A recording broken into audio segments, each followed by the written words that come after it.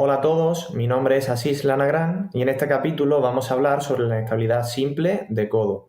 Para ello, en primer lugar, procedemos con una definición. El término luxación simple de codo hace referencia a la pérdida de congruencia articular entre el húmero distal y el cúbito y radio proximal.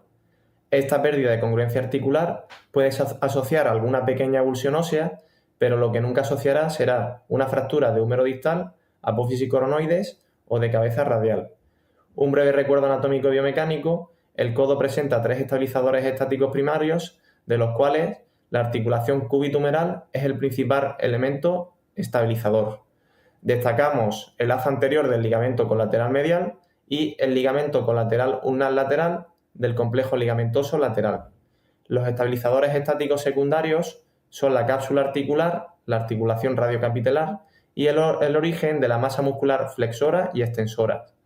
Como elementos estabilizadores dinámicos tenemos la musculatura que atraviesa el codo, como son el bíceps, el tríceps, el braquial anterior y el anconio.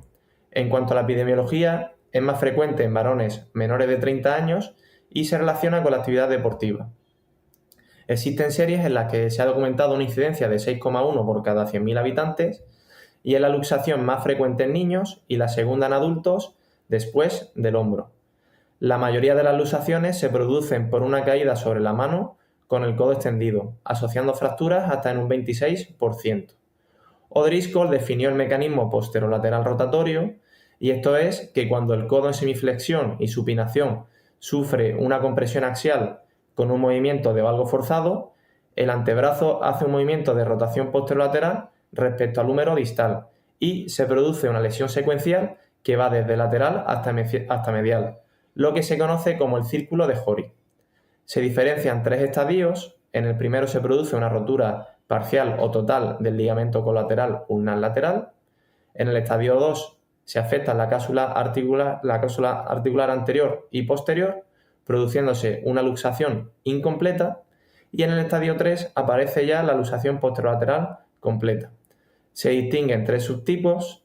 En el primero se afecta el haz posterior del ligamento colateral medial, en el segundo el ligamento colateral medial por completo, y en este caso ya tendríamos un codo inestable después de la reducción, y en el tercero se produce una desinserción de las partes blandas del húmero distal. Existen estudios que cuestionan este círculo de Hori de O'Driscoll y defienden que las primeras estructuras lesionadas afectan al lado medial y avanzan hacia el lado lateral. Se produce un mecanismo de estrés en valgo con el codo en extensión, lo que causaría una contusión de la cabeza radial con el capitelo. Así pues, la inestabilidad del codo puede producirse por dos mecanismos, donde prestaremos atención a la posición del antebrazo en el momento del traumatismo. En uno se produce una carga axial con supinación y rotación externa del cúbito. Las estructuras afectadas en este caso avanzan desde el lado externo hacia el medial, siendo una luxación simple sin fractura asociada, y el tratamiento por lo general suele ser conservador. Por otra parte, el mecanismo puede producirse por una carga axial con pronación y rotación interna del cúbito, y en este caso las estructuras lesionadas avanzan desde medial hacia lateral. Suelen asociar fracturas, convirtiéndose en una luxación compleja, y el tratamiento por lo general suele ser quirúrgico. En cuanto a la clasificación, dependerá del desplazamiento del antebrazo respecto al húmero distal, siendo las posteriores las más frecuentes y dentro de ellas las posterolaterales. Las anteriores son menos frecuentes y suelen producirse por un impacto en la parte posterior. Las mediales dan un aspecto de subluxación y las laterales pueden pasar desapercibidas dando un aspecto de codo ensanchado. Las divergentes, por contra, son bastante menos frecuentes y suelen afectar a la población pediátrica. Para el diagnóstico hay que prestar especial atención a los hematomas que puedan aparecer en la cara medial o lateral, lo que nos da información sobre la afectación del ligamento colateral medial o de la fascia lateral. La exploración neurovascular distal antes y después de la reducción del codo es muy importante, siendo los nervios más afectados el nervio cubital y mediano. Los pulsos hay que compararlos con el lado contralateral. La ausencia de ellos no contraindica la reducción cerrada, pero si no se restablecen, habría que hacer una exploración quirúrgica urgente. En cuanto a las pruebas de imagen, hay que prestar especial atención a la radiografía simple con dos proyecciones.